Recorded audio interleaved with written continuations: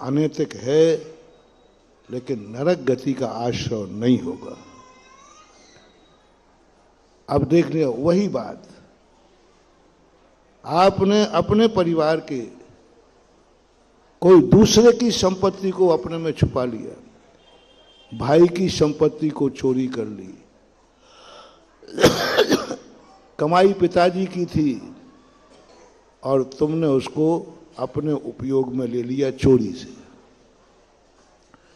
भाई की कमाई थी, उसको तुमने अपने पक्ष में ले लिया चोरी से। ये नरक गति के आश्रय का कारण हुआ,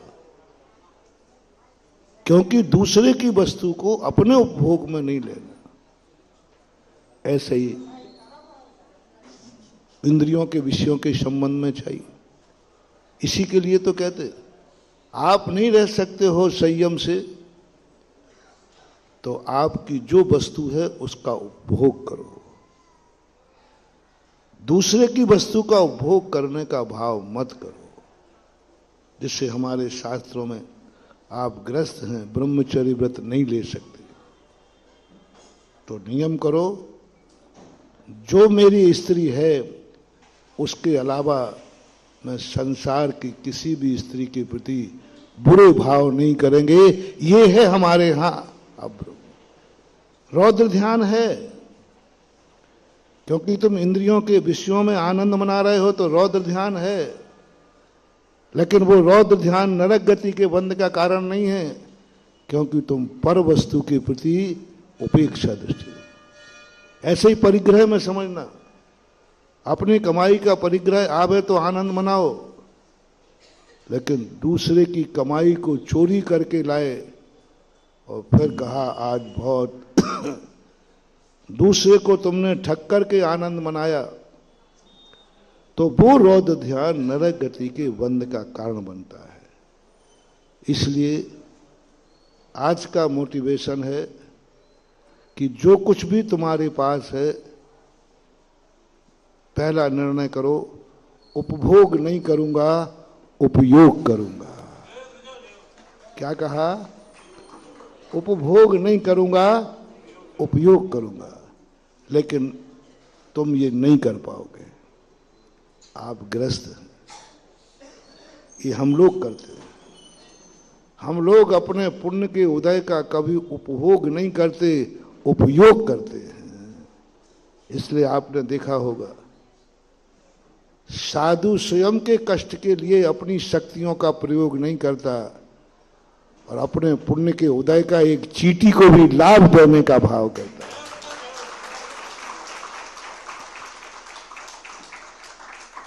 जितना भी हमारे पास बहुत शक्तियां हैं, बहुत पुण्य का उदय है, बहुत पुण्य का उदय, लेकिन उस पुण्य के उदय को हम स्वयं उपभोग नहीं करते, हम उसका उपयोग करते हैं। अभी उपयोग की बात बताता हूं। अब यदि आपसे उपयोग नहीं बनता है, उपभोग करना है, तो एक नियम लेना है कि हम अपनी वस्तु का उपभोग करेंगे, पराई वस्तु पर हम कभी नियत खराब नहीं करेंगे। बस इतना सा कर दो। हमारे पास जितना है उतने में संतोष रखेंगे।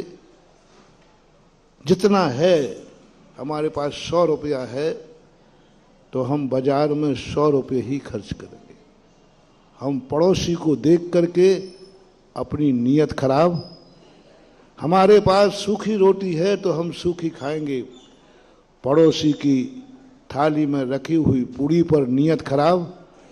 क्योंकि हमारे पास क्या है, उसको खूब खाना, अच्छे से खाना। आपके पास झोपड़ी है, हम झोपड़ी है, हम किसी महल को देखकर ईर्ष्या नहीं करेंगे, हम जलेंगे नहीं, हम कोड़ेंगे नहीं, उस पर नियत कभी खराब करें। क्योंकि मेरी किस्मत में, मेरे में ये लिखा है। ये बहुत बड़ा मोटिवेशन दे रहा हूं महानुभाव। जो व्यक्ति अपनी वस्तु को प्रति थैंक्स नहीं कह सकता है, समझ लेना वो वस्तु भी तुम्हारे पास से चली जाएगी। एक सिद्धि बता रहा हूं बिना मंत्र की।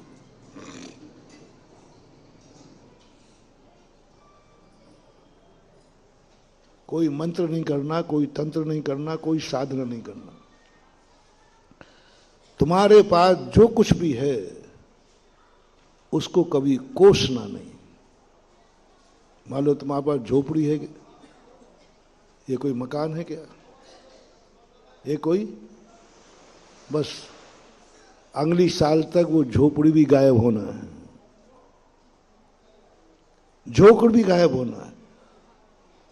और तुमने ये कह दिया, कितने लोग हैं जिनके पास झोपड़ी नहीं है? प्रभु कम से कम मेरे पास झोपड़ी तो है। बस कुछ नहीं। मैं तुमसे ज्यादा धर्म करने की नहीं कहूंगा, क्योंकि तुम्हें फुर्सत ही नहीं है। ज्यादा धर्म करने की नहीं कहूंगा, क्योंकि तुम्हारा मन ही नहीं लगता। हम कहें भाई थोड़ा देखो ऐसा करो, इतनी न भगवान की जाप करो।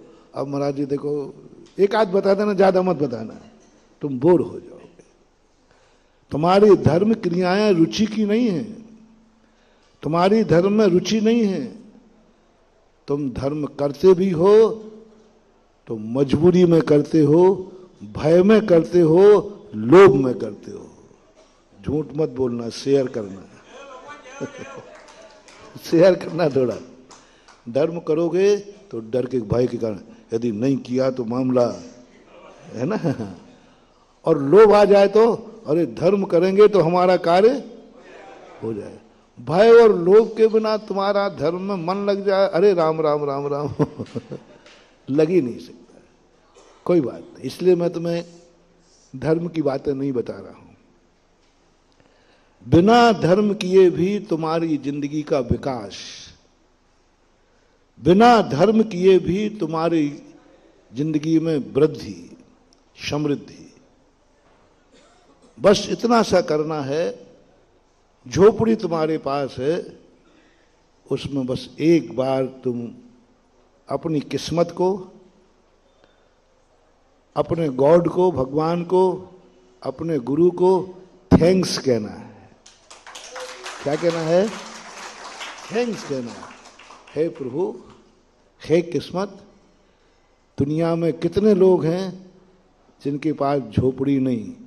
प्रभु कम से कम तूने मुझे, बोल दो ना, बहुत बहुत शुक्रिया प्रभु। बस अगली साल तक वो झोपड़ी तेरे कमरे में बदल जाएगी। बस थैंक्स कहना सीखो। ये कोई मकान है क्या? बस खत्म। मैंने एक दिन कहा था ना चतुर्मास, तुम्हारे पास बाजरे की रोटी है सूखी, घी भी नहीं है, थाली भी नहीं है हाथ पे, और दिन कौन सा बताया था? दिवाली का दिन।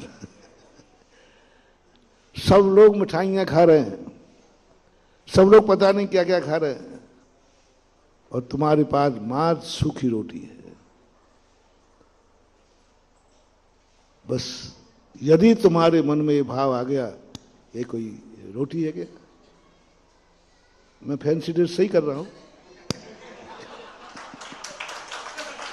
तुम करते ऐसे ही हो बेटा, ध्यान रखना। ये मेरी कोई किस्मत है क्या? ये कोई मेरा बाप है क्या? ये कोई मेरा बेटा है क्या? ये मेरा कोई दुकान है क्या? ये कोई रोटी है क्या? किस दिन? दिवाली का।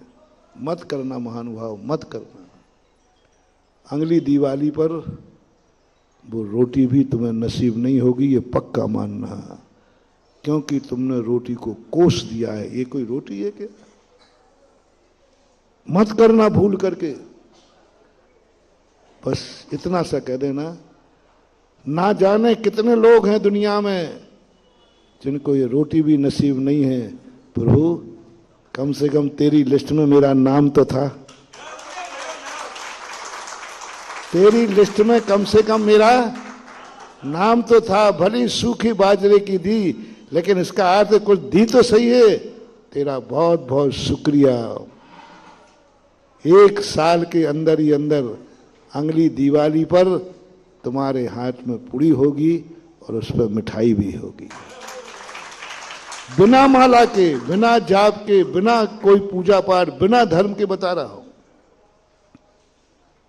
मात्र जो कुछ तुम्हारे पास है उसको कोसना नहीं, कोसना नहीं। जैसा भी परिवार तुम्हें मिला है, कोसना नहीं। क्योंकि कुछ लोग ऐसे हैं, इनके पास वो भी नहीं है जो तुम्हारे पास है। जो तुम्हारे पास है उसके बिना भी लोग ना जाने कितने बद्दुआ दे, कितने बदनसीब हैं, उनके पास वो भी नहीं है। जब भी तुम्हें दीन भाव आए, अपने से पीछे वाले को देखना। जब भी तुम्हारे लिए दीन भाव आए, अपने से पुण्यहीन की तरफ देखना। जब भी तुम्हें दीन भाव आए तो तुम्हें लगेगा इससे तो मैं अच्छा हूं। यही विकासवाद है। इसी को हमारी धार्मिक भाषा में बोलते हैं संतोष। और ये संतोष ऐसा चमत्कारी मंत्र है कि सारे मंत्र, चाहे नमोकार मंत्र हो, चाहे गायत्री मंत्र हो, चाहे दुनिया के कितने भी मंत्र हो, सब मंत्रों में श्रेष्ठ मंत्र है संतोष। आप कहते ना मन चंगा, तो इसी का नाम तो संतोष है। संतोष सबसे बड़ी चीज। हम जो हैं, जहां हैं, जैसे हैं, संतुष्ट हैं।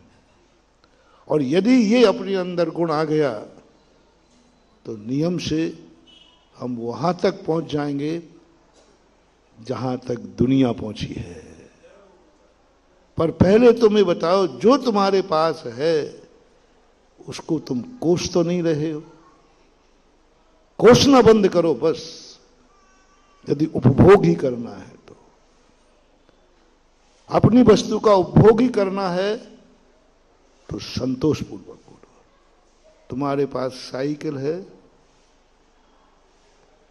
और तुम्हारे बाजू से कोई स्कूटर वाला निकल गया, तुम्हें कैसा लगता है? एक गाड़ी है, उस पर चैन और उतर जाए,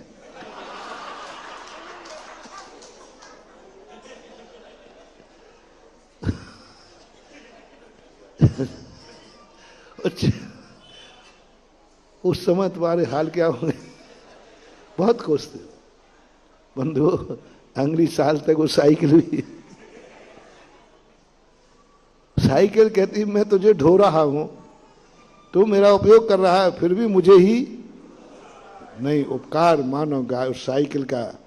हे साइकिल, थैंक्स। कम से कम दुनिया में ऐसे लोग हैं जिनके पास ये भी नहीं है। थैंक्स कहना शुरू कर दो बस। थैंक्स कहना शुरू करो। और साइकिल को थैंक्स कहोगे, अगली दीवारी पे फटफटिया तुम्हारे दरवाजे आएगी। कोई कठिन तो नहीं बताया हमारे, हमने कोई ज्यादा साधना बता दी हो? खर्चा पानी तो नहीं बताया? अरे क्यों खर्चा पानी बताया, तुम्हारे प्राण निकलते। इसलिए अभी मैं कह दूं कि ये करना, अब ये तो बिना खर्च का है। थैंक्स, साइकिल थैंक्स, झोपड़ी थैंक्स, बाजरे की रोटी थैंक्स, सब तरफ थैंक्स। जिंदगी के हर क्षण को थैंक्स। सुबह उठे थैंक्स। ना जाने कितने रात में मर गए होंगे, प्रभु मैं पुण्यात्मा जीव हूं, आज सुबह का दर्शन मैं कर पाया, थैंक्स। मैंने कितना पुण्य किया कि आज सुबह मैं महाराज के प्रवचन सुन सका, थैंक्स। हर चीज में मत एक मोटिवेशन, अपनी जिंदगी की हैबिट डाल दो, थैंक्स, थैंक्स, धन्यवाद, बहुत अच्छा। कभी उल्हाना नहीं देना प्रभु को। दूसरा मोटिवेशन दे रहा हूं, असंतोष नहीं करना। और दूसरा मोटिवेशन है, कभी अपनों से बड़ों को उल्हाना मत देना। भगवान को उल्हाना देते हो तुम। हे भगवान, मैंने इतनी सेवा की, फिर भी मुझे उल्हाना देने से हमारा पुण्य क्षय होता है। और हमारी आदत बनी है उल्हाना देने की। उल्हाना जानते हो? उल्हाना देना, मैंने इतना किया तुमने क्या किया, मैंने इतना किया मैंने क्या किया, मैंने इतनी पूजा की और क्या मिला, इतने दिन से मैं सेवा कर रहा हूं मुझे क्या मिला, मैं इतना धर्मात्मा हूं मुझे क्या मिला, मैंने इतना दान दिया मुझे क्या मिला। बस ये सारी जो उल्हाना देने की परंपरा है, इससे हमारा पुण्य क्षय होता है। अब अंत में जो प्रसंग था उपयोग वाला, अब जो जो वस्तु तुम्हें मिली है उसका उपयोग करो। उपयोग क्या परिभाषा क्या है? उपभोग की परिभाषा है जो हमारे पास है उसका स्वयं उपभोग करो, अपने लिए, अपने लिए। हमारी वस्तु है, हमारी रोटी है हम खा रहे हैं, हमारी झोपड़ी है हम रह रहे हैं, हमारी साइकिल है हम चला रहे हैं, हमारा परिवार है हम रह रहे हैं। जो कुछ भी तुम्हारी हक है, हमारी आंखें हैं हम देख रहे हैं, हमारे कान हैं हम सुन रहे हैं, हमारा टीवी है हम देख रहे हैं। जो कुछ भी तुम्हारा है वो सब उपभोग में डाल दो। उपयोग की परिभाषा है जो जो तुम्हारे पास है पुण्य के उदय से, पाप के उदय से नहीं, क्या उसमें किसी को शेयर करने का भाव है? बिना स्वार्थ के, बिना स्वार्थ के। क्या भाव है कि मेरे पास जो कुछ है मैं इसको किसी से शेयर करना चाहता हूं? पाप शेयर नहीं, अशुभ शेयर नहीं, पुण्य का उदय। गरीबी शेयर नहीं, अमीरी का शेयर। भूख का शेयर नहीं, रोटी का शेयर। क्या कभी तुम्हारे मन में भाव आया कि मेरे पास जो वस्तु है, मैं पुण्यात्मा हूं, मेरे पास वस्तु है, मेरा मन कर रहा है इस पुण्य में किसी को शेयर करूं, मैं अकेला नहीं खाऊं, किसी और को खिलाओ। बस इतना सा करो, भाव करो शेयर करने का। ये कहलाता उपयोग। और जैसे ही तुम्हारे पास कुछ भी नहीं है, मैं ये नहीं कह रहा हूं कि तुम्हारे पास क्या, अमीर की बात नहीं, एक दाना भी है तुम्हारे पास गेहूं का, कोई बात नहीं, इस दाने को खाने का भाव आ रहा है कि कुछ शेयर करने का भाव आ रहा है, बस इतनी सी बात है। भूख तुम्हें लगी है और एक रोटी है, भूख की तुम पूरी लगी है, एक रोटी नहीं बल्कि 4 रोटी की लगी है। और रोटी कितनी है? एक। आप देखना, मैं बहुत बड़ी सिद्धि का कारण वृत्त उदाहरण दूंगा मैं तुम्हें। 4 रोटी की भूख है, रोटी एक है, खाने का भाव आ रहा है, या ये भाव आ रहा है, मन कर रहा है इस रोटी का किसी और भूखे को शेयर कर दूं, आदि खा। यदि इतना भाव आ गया, जो भी तुम्हारे पास है शेयर करने का भाव करो, चमत्कार, अतिशय बड़े बड़े मंत्रों से कार्य नहीं होगा। महाराणा प्रताप, राणा प्रताप इतने पुण्यहीन हो गए थे, कुछ भी नहीं बचा था उनके पास, कुछ भी नहीं बचा था। जंगलों की खाक छान रहे थे, खाने को भी नहीं था, घास की रोटी। राणा प्रताप की आता है कहानियों में, राणा प्रताप घास की रोटी खा रहे हैं, गेहूं की नहीं, अनाज की नहीं, बर्रू घास होती, बर्रू घास, जो मूंग के आकार का दाना होता है, वो जंगल में से बीन के लाए, और वहां चक्की नहीं थी, सिलबट्ट पर पीसा। ओहो, ऐसे बुरे दिन हमारी इस सभा में किसके हैं? ऐसे बुरे दिन हमारे जनक जननी वालों के भी नहीं हैं। और तुम्हारे लोग तो बताओ, ऐसा इसमें किसका है जिसकी किस्मत में कभी घास की रोटी खाने की नौबत आई हो?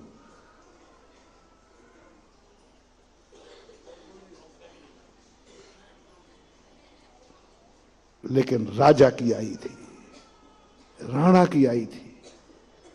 संपूर्ण तरफ से किस्मत खत्म, कुछ भी नहीं बचा था।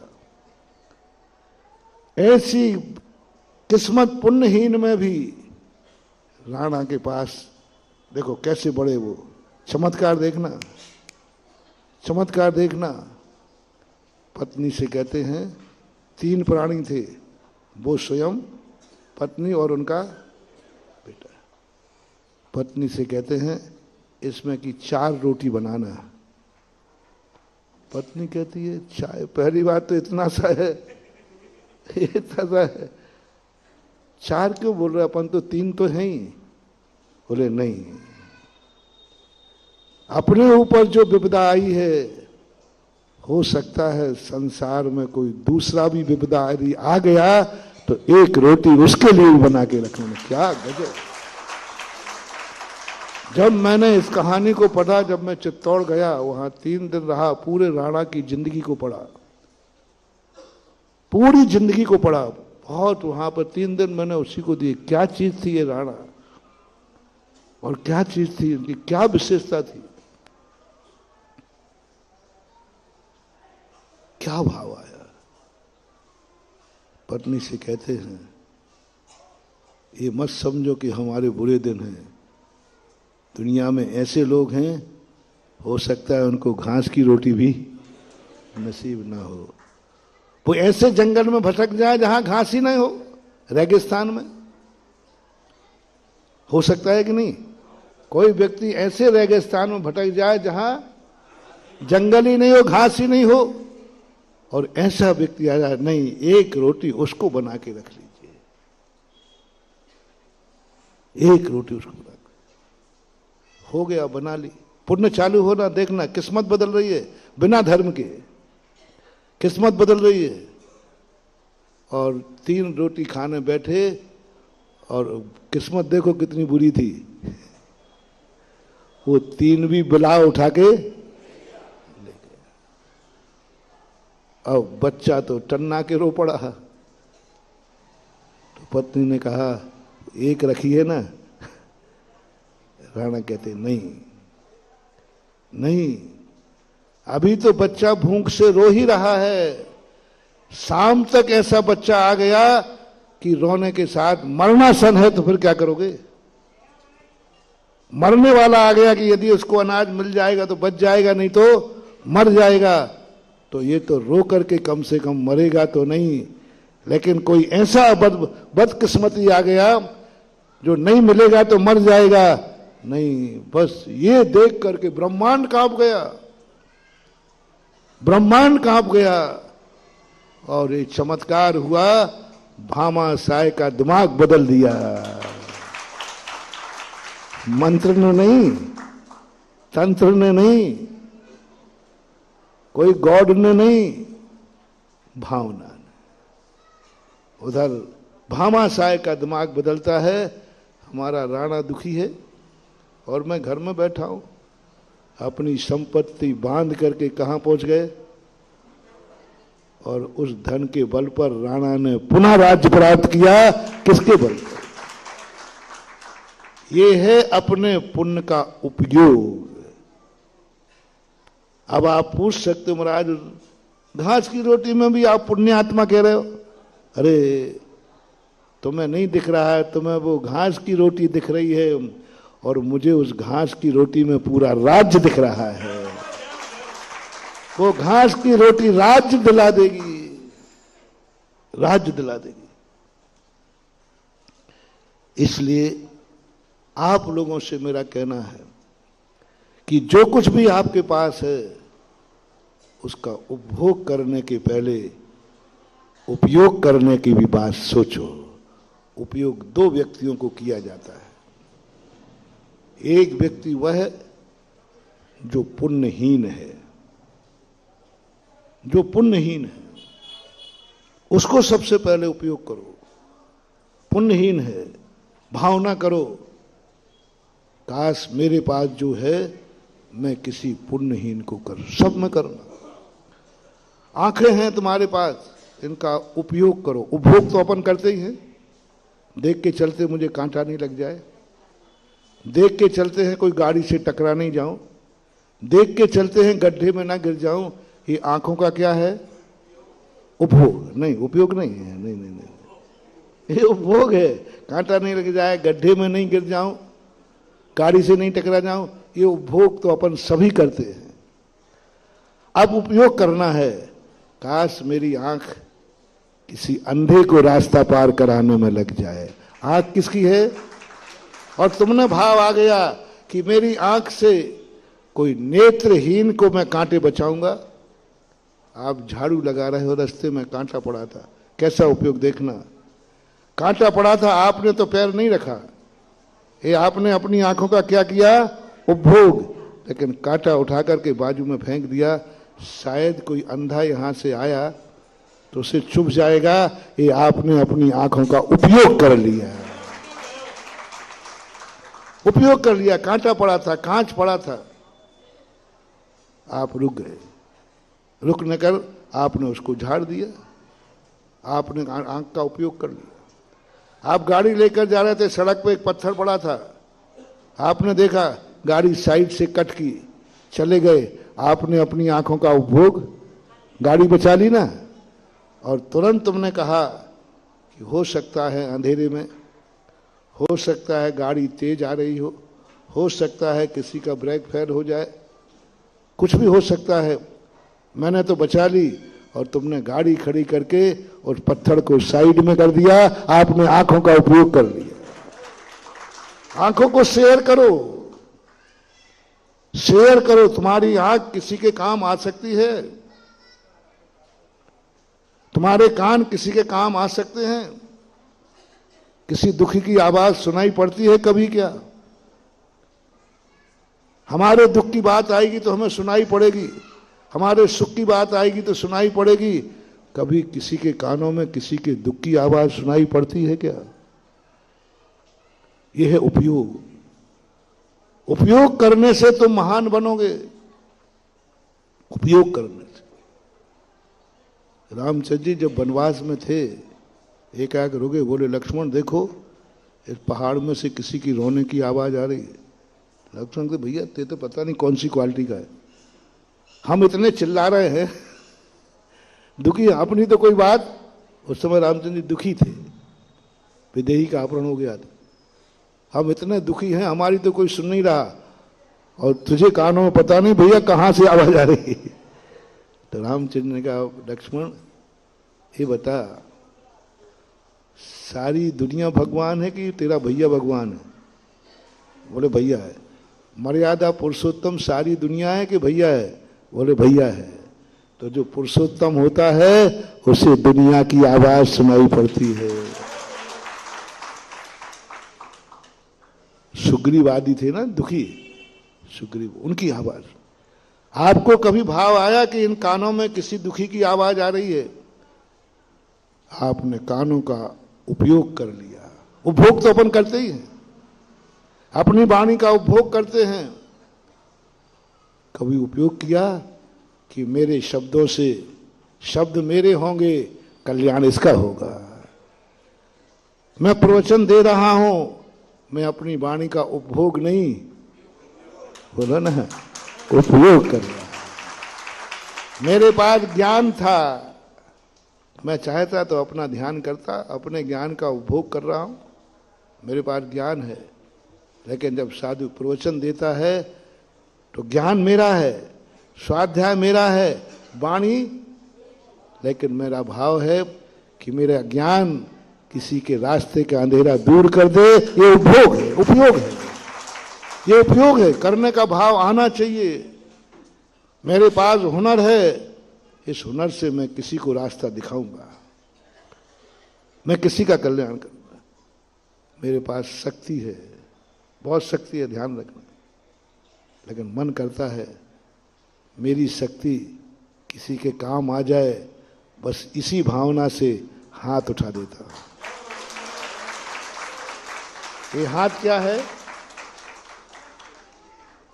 यदि तुमने नमोस्तु किया, मैं हाथ नहीं उठाऊं तो मुझे क्लेम नहीं कर सकते, ध्यान रखना। मेरा आशीर्वाद नहीं देना, बोलो ना, आशीर्वाद मेरा है, इसकी ताकत भी मेरी है। अरे पसीने की कमाई है जी, दिन रात तपस्या करता हूं, दिन रात तपस्या करता हूं, तब इसमें ताकत आती है। तो हम अपने आशीर्वाद का उपभोग कर सकते हैं, लेकिन उपभोग करने वाला साधु नहीं हो सकता। साधु वही है जो अपनी शक्ति का, बस ये क्या है? उपयोग है कि मेरे हाथ उठाने से इसके दुख दूर होते हैं, तो मेरे अभाग्य हैं कि मैं उठा।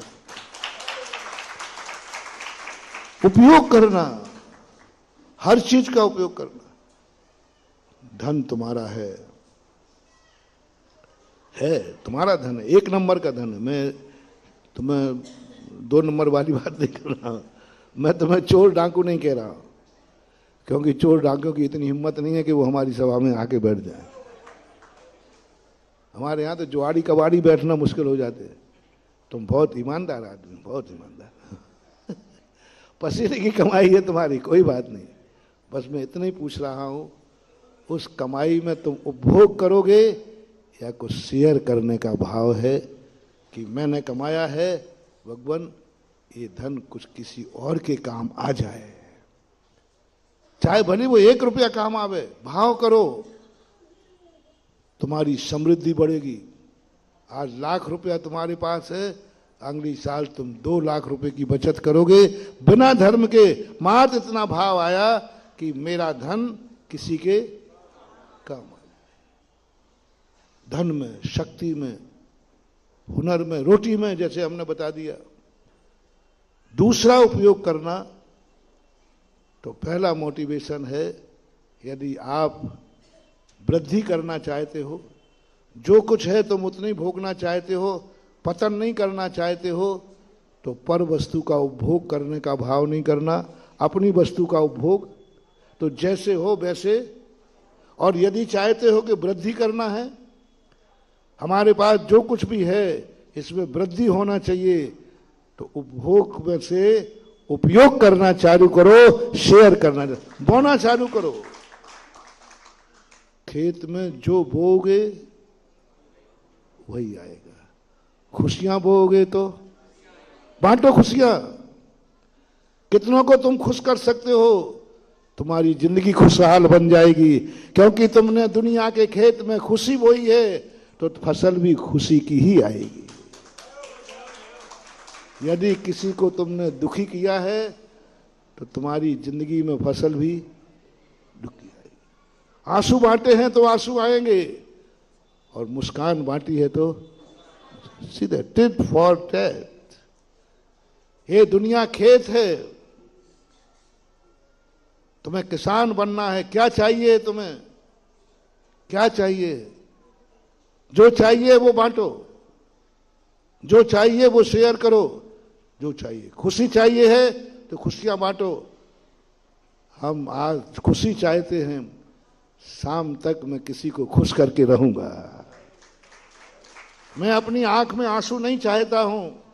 नियम करो, शाम तक मैं किसी के आंसू जरूर पहुंचूंगा। जो तुम्हारे लिए चाहिए, मैंने सारे दरवाजे खोल दिए। जो तुम्हें चाहिए है वो बांटना शुरू कर दो, वो बोना शुरू कर दो। धन चाहिए, धन बांटो। भोजन चाहिए, भोजन बांटो। औषधि चाहिए, औषधि बांटो। निरोगता चाहिए, रोगियों को निरोग करो। जो तुम्हें चाहिए है वो तुम्हें बांटना ही पड़ेगा। जो तुम्हारे पास है, यदि इसका उपयोग नहीं किया तो तुम्हारी वृद्धि कभी होने वाली नहीं है। मैं तुमसे दान की बात कहूं,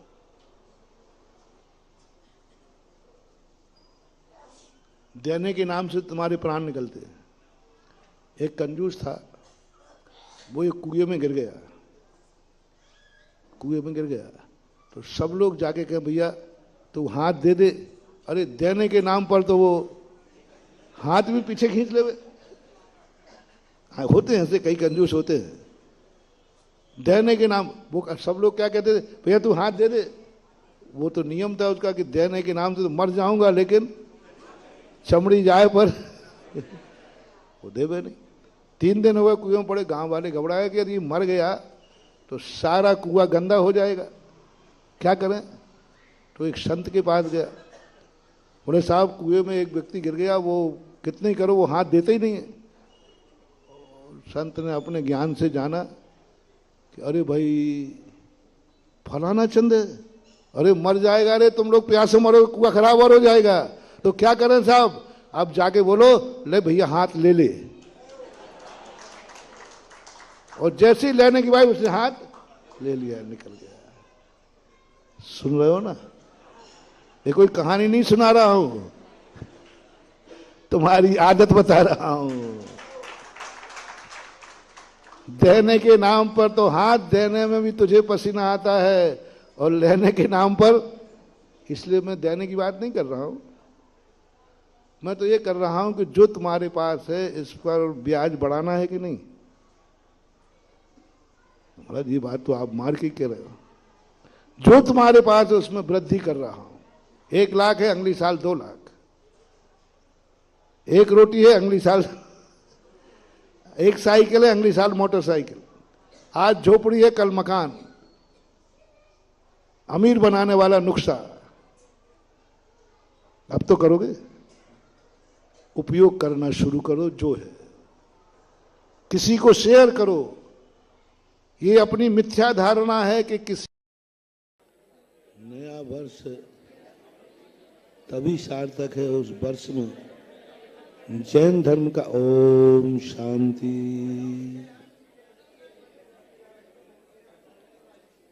क्योंकि वैसे नया वर्ष तो ये जैनियों का या भारतीय संस्कृति का है ही नहीं, फिर भी आप लोग मनाने लगे हैं। तो उस वर्ष के साथ कोई अपना आस्था का केंद्र जुड़ जाए, कोई इस नाम से वह परिवर्तित हो जाए कि तुम नए वर्ष के रूप में मना लो, और उसे धार्मिक कोई ऐसा माला पहना दो जिससे लोग कहें कि मैं इस नए वर्ष को इस रूप में मना रहा हूं कि हमें सारे भारत के सबसे एनर्जी वाले मुनि सुब्रत नाथ 1 जनवरी को प्रथम बार अभिषेक हुआ था। अब वही 1 जनवरी किसका गुणानुवाद करें। 1 जनवरी पावन है, किससे कहें, क्या कहें। हमारी भारतीय संस्कृति में 1 जनवरी का कोई इतिहास ही नहीं। पावन है, किससे कहें, क्या कहें। हमारी भारतीय संस्कृति में 1 जनवरी का कोई इतिहास ही नहीं। हम उसे क्यों मंगल माने, क्यों सगुन माने, क्यों पवित्र माने, क्यों नया वर्ष माने। क्योंकि हमारी श्रद्धा ही नहीं बनती। दिवाली पे बन जाती, भगवान महावीर स्वामी का निर्माण हुआ, और भी धार्मिक त्योहारों पे बन जाती है। 1 जनवरी को क्या मान करके हम उस पर श्रद्धा करें, क्या मान करके खुशी मनाएं 1 जनवरी की। कोई भी भारत के दर्शनों में, किसी भी दर्शन में उसका कोई ऐतिहासिक कथानक नहीं है, लेकिन फिर भी 1 जनवरी का माहौल बन रहा है। नया वर्ष 1 जनवरी को सभी मनाने के लिए आतुर रहते। अब उसका एक ही रूप है कि उस जनवरी को एक ऐसी श्रद्धा आस्था से जुड़ जाए जिससे वह 1 जनवरी भारत की भी धार्मिक जनवरी बन जाए। जय हो। और इसी के परिणाम स्वरूप वो आज भारतवासियों के लिए 1 जनवरी इस रूप में मनाना चाहिए कि हमारे भारतवर्ष के लिए सबसे एनर्जीफुल 51 भगवान का समोषण, मुनि सुब्रत नाथ भगवान का समोषण 1 जनवरी को प्रकट होकर के ज्ञानोदय तीर्थ में विराजमान हुआ था। और उसको यदि उस घटना से हम जोड़ देते हैं तो वह 1 जनवरी तुम्हारे लिए मांगलिक हो जाएगी।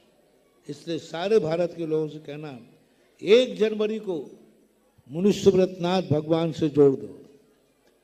1 जनवरी ज्ञानोदय में स्थित मुनि सुब्रत नाथ भगवान के प्रति आस्था से जोड़ दो, और हर व्यक्ति उस दिन मुनि सुब्रत नाथ के दर्शन करे, अभिषेक करे। नहीं पहुंच पाए तो वीडियो मंगा करके दर्शन करे, और नहीं मिल पाए तो आंख बंद करके कहे मुनि सुब्रत नाथ भगवान का यह दिवस जयवंत हो 1 जनवरी। कोई पूछे तुम 1 जनवरी को खुश क्यों हो रहे हो, बोले हमारे मुनि सुब्रत नाथ भगवान के प्रकट होने का दिवस है। उस दिन हमारे लिए मुनि सुब्रत नाथ का भगवान का अभिषेक मिला था। हजारों लोगों ने लाइन लगा के दर्शन किए थे। 7 दिन तक चला था और इतने हजारों एक एक दिन में 5-5, 10-10 हजार लोगों ने अभिषेक किया है। लाइन लगती थी। वो चीज ही ऐसी है।